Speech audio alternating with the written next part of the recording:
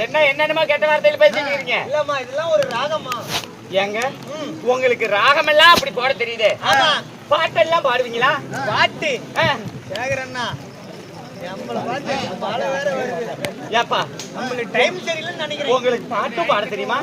ராகம் எல்லாம் பலமா இருக்குது. சூப்பரா பாடுவோமா? என்ன பாட்டு பாடுவீங்க? எல்லா பாட்டும் பாடுவேன். எனக்கு ஒரு பக்தி பாட்டு பாடுங்களேன். பக்தி பாட்டு? ஆமாங்க. அவ்வளவுதானே? இவ்வளவு மழையிலையும் என்ன பார்த்து பாட்டு கேக்குறான்னா? ஆமாப்பா. இல்ல நமக்கு விழுந்துருவான்னு நினைக்கிறேன். நீ நல்ல பக்தி பாட்டா பாடினா கண்டிப்பா நான் விழுந்துருவேன். பக்தி பாட்டு தானே வேணும்? ஆமா.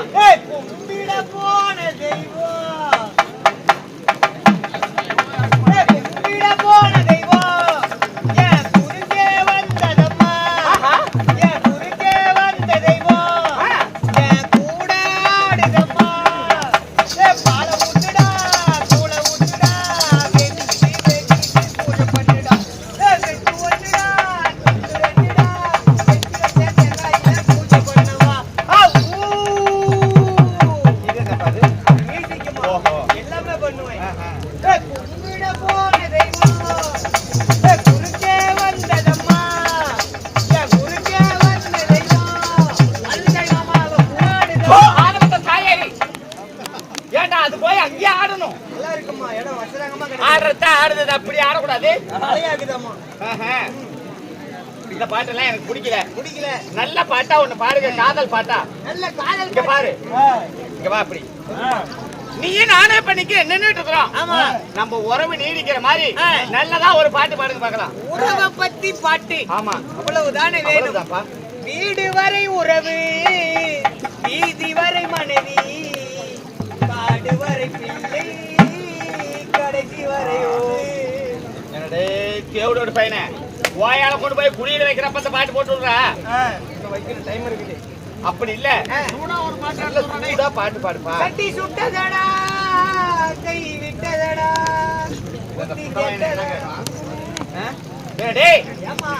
நல்ல பாட்டா பாடுனா என்னமா சாவு வீட்டுல பாடுற பாட்டுல பாடிட்டு இருக்கிறேன்.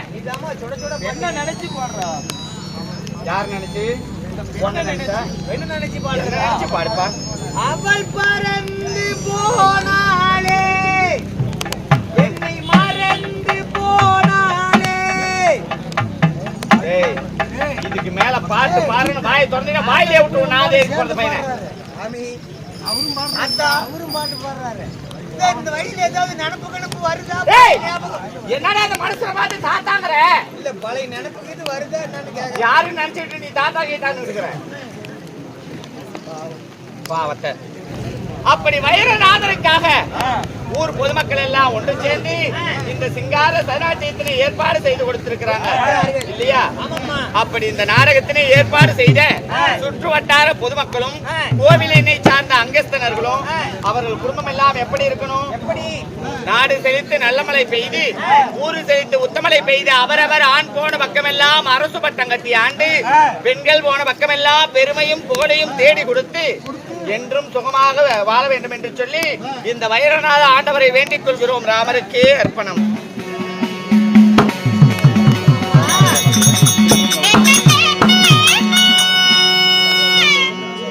யாருக்கு? அப்படி இருந்த பொழுதும் அம்மம்மா இன்று இந்த சிங்கார பொன் அடியில் நமக்காக ஏற்பாடு செய்து கொடுத்திருக்கும் நாடகம் குன்னுடையார் சரித்திரம். இந்த குன்னுடையார் சரித்திரத்துல இன்னைக்கு நடத்தக்கூடிய நாடகம் குன்னடையார் பெரிய நாச்சியார் திருமணம். எப்படி? குன்னடையார் இது வந்து ஒரு 2-3 நாடகம் சேர்ந்து. ஆமா, 3 இரவு அதாவது நடத்தக்கூடிய நாடகத்தினை இன்றைக்கு ஓரிரவில் நடத்த இருக்கிறோம். குன்னுடையார் தாமரை பெரிய நாச்சி திருமணம். குன்னுடையார் வந்து 7 ராத்திரி கதை. ஆமா, அது மட்டும் இல்ல, அதுக்கப்புறம் 7 ராத்திரி கதையில இது வந்து முன்ன 3 வருது. அதுக்கப்புறம் என்ன வருது? தாமரை பெரிய நாச்சி தபசு. ஆமாமா, தாமரை பத்தினி தவம் தபசு. ஆமாமா, அதாவது பொன்னர் சங்கர் பிறப்பு. இப்படி சொல்லக்கூடிய 3 இரவு நாடகங்களை இன்று ஓரிரவில் அரங்கேற்றம் செய்து வைத்திருக்கிறோம். இந்த பொழுதிலும் இன்று வந்திருக்கக்கூடிய இந்த நாடகத்தினை தர்பாராக நான் வந்திருக்கேன். நான் யார்? எனது பெயர் என்ன? பதிலிக்கிறேன்.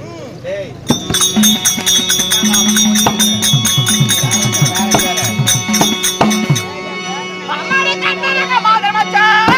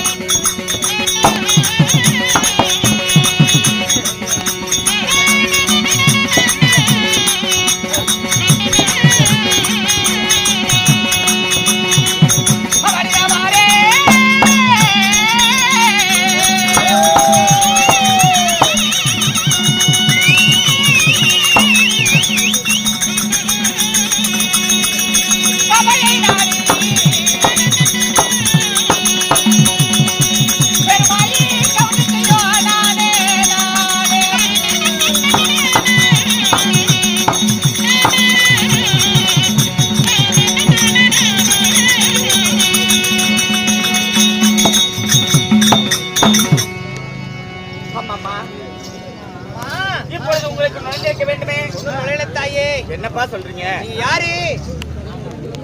உங்க பெயர் என்ன? அம்மம்மா, என் பெயர் தான் பெருமாயை கவுண்டிச்சு. பெயரோ பெருமாயி. ஆமா, தெரியுமா? அந்தரங்க மாதர்கள் எல்லாம் வைக்கிற சுந்தர வதன ரூபியாக விளங்கக்கூடிய எனது பெயர் தான் பெருமாயை கவுண்டிச்சு. பெருமாயி உண்மைதான். தெரியுமா? அப்படி என் பேரை கேட்குறீங்களே, உங்க பேர் தான் என்ன? என் பேரு கிட்டு. என்ன பேரு? கிட்டு கிட்டு. ஆமா. சரி, அப்புறம்? ஆமாம்மா, என் உங்க பேரு பேரு கிட்டு. ஆமா. ஆகட்டும். கிட்டுன்னு கூப்பிடுங்க. கண்ணே கிட்டு. ஆஹா, இப்படி கூப்பிட கூடாது. அப்புறம்? எங்க அம்மா கூப்பிட்ட மாதிரி கூப்பிடணும். உங்க அம்மா எப்படி கூப்பிட்டாங்க? இங்க நின்னு கூப்பிடுற. இங்க நின்னு கூப்பிட்டேன். அவ்வளவு தூரத்துல இருந்து கூப்பிட்டா எப்படி கூப்பிடுற? எவ்வளவு தூரத்துல அந்த பைப்பு கிட்ட நின்னா? அடே கண்ணு கிட்டு. கோயில்கிட்ட இருந்து கூப்பிட்டா? கோயிலிட்டு இருந்து கூப்பிட்டா? அடே கண்ணு கிட்டு.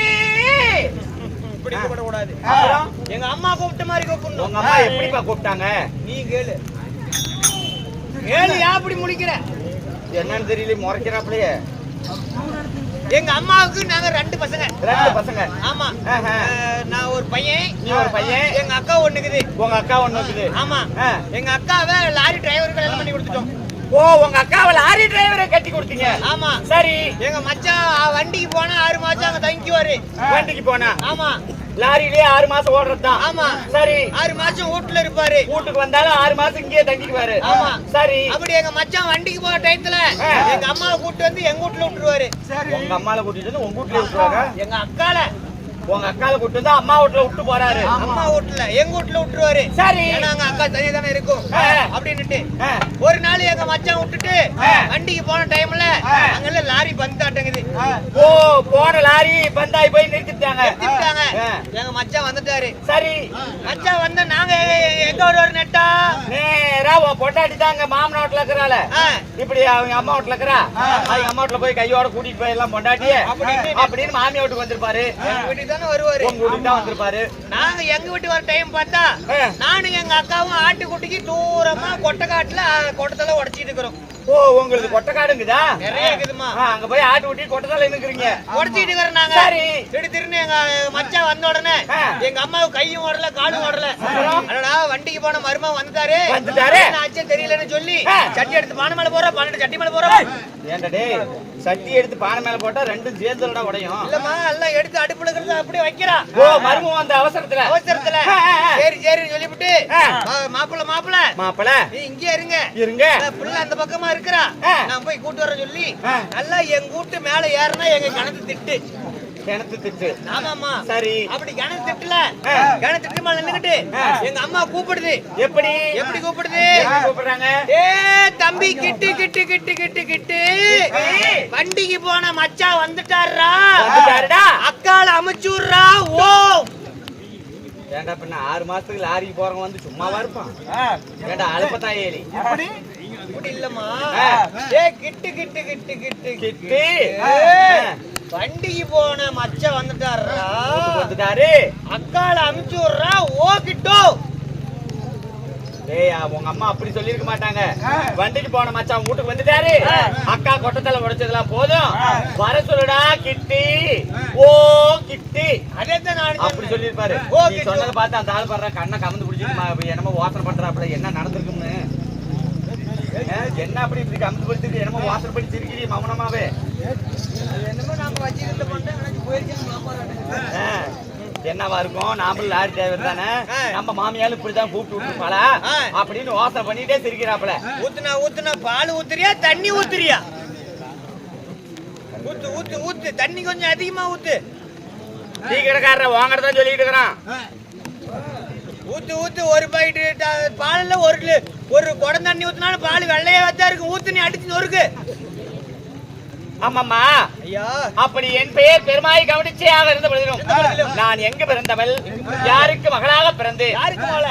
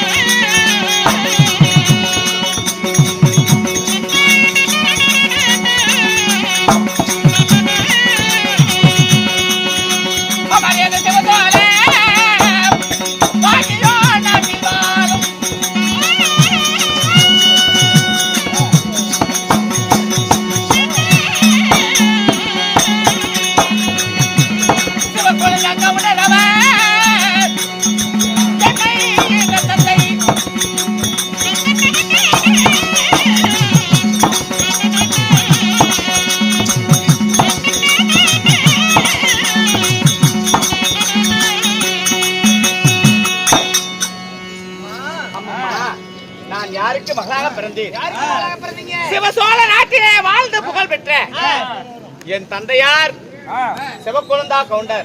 சிவக்கொழுந்தா கவுண்டர். உண்மைதான். தெரியுமா?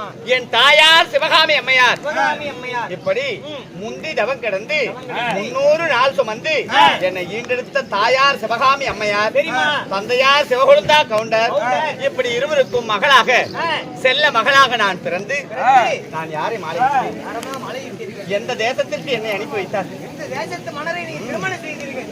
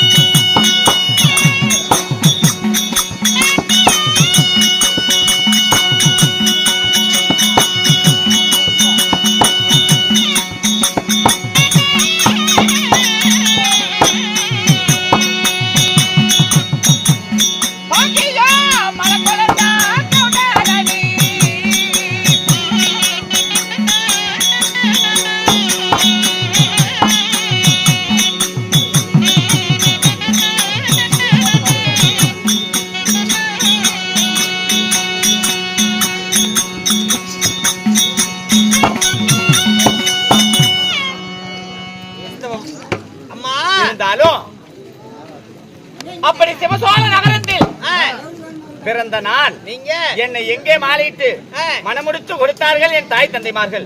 மாலையிட்டீர்கள். அம்மம்மா மணியாரம் குறிச்சி. ஓ மணியாரம்பாளையம் இங்க பக்கத்துல. எந்த மணியாரம்பாளையம்டா? மாணிக்கம்பட்டி பக்கத்துல. ஏண்டா மாணிக்கம்பட்டி பக்கத்துல இருக்கிற மணியாரம்பாளையத்தை சொல்லிட்டு இருக்கிறேன். மணியா குறிச்சி. ஓ மணியா மணியா குஞ்சா? ஏ மணி குஞ்சு இல்லடா. மணியா குஞ்சு அவன தூரிதானே இருக்கும். அது நொரத்தலி சொல்லிட்டு இருக்கிறேன்டா. டேய் ஐயா சம்மா மணியாங்குறிச்சி மணியாங்குறிச்சி நகரத்தினை ஆண்டு வரக்கூடிய என் தந்தையா அதாவது என் கணவர் மலைக்கொழுந்தா கவுண்டர். மலைக்கொழுந்து. ஆமா தெரியுமா? மலைக்கொழுந்தா கவுண்டரை திருமணம் செய்து அம்மம்மா நாங்கள் இருவரும் இல்லற சுகபோகமாக வாழ்ந்தீங்க. ஆமாடி. தெரியுமா? அப்ப வாழ்ந்திருந்த தருவாயிலே என் வாழ்விலே ஏற்பட்ட இன்பம் என்ன அதை பற்றி நினைத்தா சர்க்கரை பந்தலிலே தேன் மாறி பொழிந்தா எப்படி இருக்கும்? வெட்டி கசப்பா இருக்குமா? எப்படி இருக்கும்? அப்படி இருந்தாலும் அம்மா சொல்லுங்கம்மா. மணியாங்குறிச்சி தேசத்தினை ஆண்டு வரக்கூடிய மலைக்கொழுந்தா கவுண்டரை நான் திருமணம் செய்து இல்லற சுகமாக வாழ்ந்தவரும் தருவாயிலே எனக்கு ஏற்பட்ட இன்பம் தான் என்ன என்ன என்ன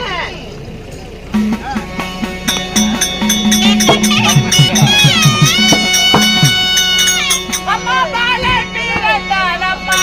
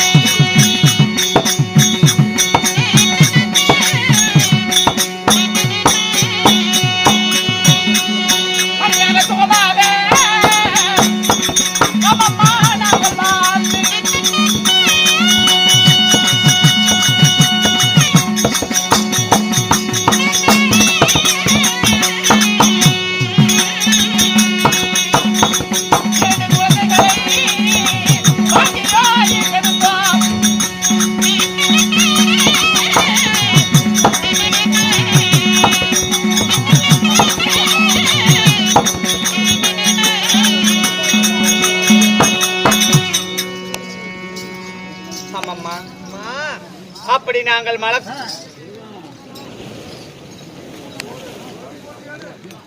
இந்த பெண்ணாகிய நான் பெருமாயை கவனிச்சு மலக்குழந்தா கவுண்டரை திருமணம் செய்து நாங்கள் இருவரும் இல்லற சுகபோகமாக வாழும் தருவாயில எனக்கு மகன் பிறந்தான். மகனும் பிறந்திருக்கிறான். அவன் பெயரோ மறிக்குழந்தன். உண்மைதான். அவன் மறிக்குழந்தன். இன்னும் மீண்டும் இல்லற சுகபோகமாக வாழ்ந்து வரும் தருவாயில எங்களுக்கு பெண் குழந்தை ஒருத்தி பிறந்திருக்கிறார். உண்மைதான். என் மகளோ தாமரை பெரிய நாச்சி. எப்படி? தாமரை பெரிய நாச்சி. உண்மைதான். இப்படி 2 குழந்தைகளை ஆணொன்றும் பெண்ணொன்றுமாக ஈண்டெடுத்து அம்மம்மா நாங்கள் இந்த நாட்டிலே சுகமாக வாழ்ந்தாலும் என் மனதிலே யாருக்கும் இல்லாத குறை. எங்களுக்கு சொத்தில் குறைவில்லை, சுகத்தில் குறைவில்லை. என் மனதிலே ஏற்பட்ட அதாவது மனதிலே ஏற்பட்ட அந்த துன்பத்தை நினைத்தா 7 இடியும் சேர்ந்து பேரிடியாக விழுந்தது போல் இருக்கிறது அம்மா.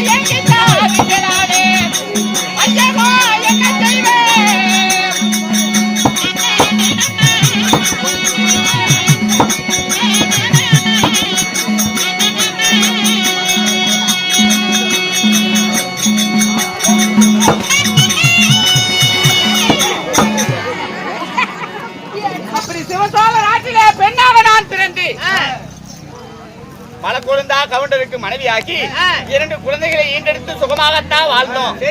அப்படி நான் திருமணம் செய்து வரும் பொழுது என் கணவரின் உடன் பிறந்தால் தங்கை ஒருவள்.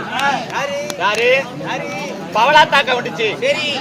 அப்படி பவளாத்தா கவுண்டுச்சு கோலாத்தா கவுண்டருக்கு திருமணம் செய்து வைச்சாங்க. அவங்களுக்கு ஒரே ஒரு ஆண் மகன். கணவராகிய மலக்குழந்தா கவுண்டருடைய கூட பிறந்திருந்தா தங்கையாகிய பவளாத்தா கவுண்டுச்சு. அந்த பவளாத்தாவை கோலாத்தா கவுண்டருக்கு திருமணம் செஞ்சு வச்சாங்க. இருவரும் திருமணம் செய்து ஒரு ஆண் குழந்தையை ஈண்டெடுத்தாங்க. அந்த ஆண் குழந்தை வளர்ந்து அவனுக்கு விவரம் தெரிய ஆரம்பிச்சுச்சு. அப்பத்தான் தெரியும் பெற்ற மகன். எப்படி? பெற்ற மகன் கொஞ்சம் புத்தி சுவாதீனம் இல்லாம, ரொம்பவும் பைத்தியம் இல்ல, கொஞ்சம் புத்தி சுவாதீனம் இல்லாம மூணி முக்கால். ஆமா, அப்படி இருக்கிறான்னு என் நாத்தனாராக விளங்கக்கூடிய பவளாத்தா என்ன கூப்பிட்டு எனக்கும் பவளாத்தாவுக்கும் இடையில ஒரு பேச்சுவார்த்தை நடந்துச்சு. அண்ணி, இதோ எனக்கு பிறந்திருக்குது ஒரே ஒரு ஆண் பையன், ஆம்பளை பையன். அந்த ஆம்பளை பையன் கொஞ்சம் அப்படி இப்படிமா இருக்கிறான். போடுற சோத்தை சாப்பிடுறான், ஆனா சொல்ற வேலையை கேட்க மாட்டேங்கிறான். அவனுக்கு சரியா எந்த ஒரு வேலையை கொடுத்தாலும் அது சரி வேற செய்ய தெரியல. அதனால ஒருவேளை அந்த பையன் வளர்ந்து வாலிபமானா உங்களுக்கு பிறந்திருக்கக்கூடிய இந்த தாமரைங்கிற பெண்ண, எங்க அண்ணன் பெண்ணாகிய தாமரைய திருமணம் செய்து கொடுத்துருங்க அப்படின்னு என்கிட்ட அப்பவே சத்தியம் வாங்கினாங்க. பொழைச்சுக்குவான். ஒருவேளை உன்கிட்ட வந்தா என் பையனுக்கு கொஞ்சம் பாதுகாப்பாவும் இருக்கும், அவன் கொஞ்சம் புத்தி சுவாதீனம் இல்லாம இருந்தாலும் உன்கிட்ட இருந்தா, என்னோட அண்ணன் வீட்டுல இருந்தா அவனுக்கு பாதுகாப்பாவும் இருக்கும், நல்லாவும் இருப்பான் அப்படின்னு என்கிட்ட என் நாத்தனாராக விளங்கக்கூடிய பவளாத்தா கவுண்டிச்சு சத்தியம் வாங்கினாங்க. சரிங்க. ஆமா, அப்படி சத்தியம் வாங்கி சில ஆண்டு காலங்கள் நாங்கள் எல்லாம் வாழ்ந்து வந்தோம். அப்படி வாழ்ந்து வரும் தருவாயில அம்மம்மா என் கணவரின் உடன் பிறந்த தங்கையாகிய பவளாத்தா கவுண்டிச்சியும் ஒரு கணவராகிய கோலாத்தா கவுண்டரும் எங்களை எல்லாம் பிரிந்த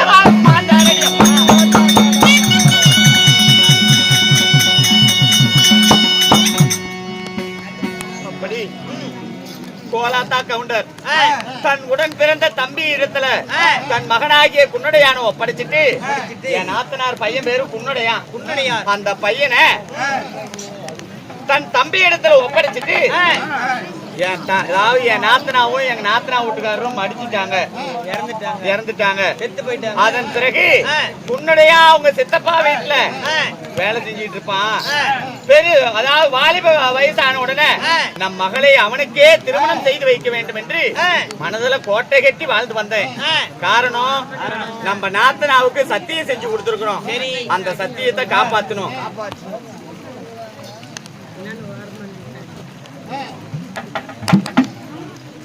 நாத்தனா சாவறதுக்கு முன்னாடி நம்ம கிட்ட சத்தியம் வாங்கிட்டா, நம்ம பிள்ளை தாமரைய கல்யாணம் பண்ணி வைக்க சொல்லி சத்தியம் பண்ணிட்டாங்க. ஒருவேளை அந்த பையன் அங்கேயே வளரட்டும், வளர்ந்ததுக்கு அப்புறம் நம்ம பிள்ளைய கல்யாணம் பண்ணி வைக்கலாம்னு மனசுல கோட்டை கட்டி வாழ்ந்து வந்தேன்.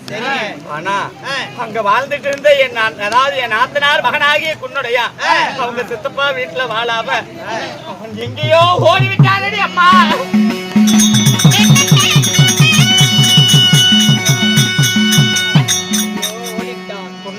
காணாமல் போய்விட்டான் என்ற செய்தியை கேட்டுடனே தலையிலே ஏறிடியும் சேர்ந்து பேரிடியாக விழுந்தது போல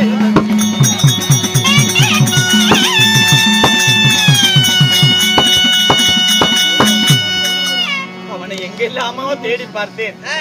ஒருவேளை நம் கண்ணுக்கு கிடைச்சா நம்ம வீட்லயே வளர்த்தி நம்ம பிள்ளைய கல்யாணம் பண்ணி வச்சிடலான்னு மனசோட எண்ணிட்டு இருக்கிறேன். இது நாள் வரைக்கும் குன்னடையா எனக்கு கண்ணுக்கு திக்கல, அவன் எங்க இருக்கிறான்னு தெரியல.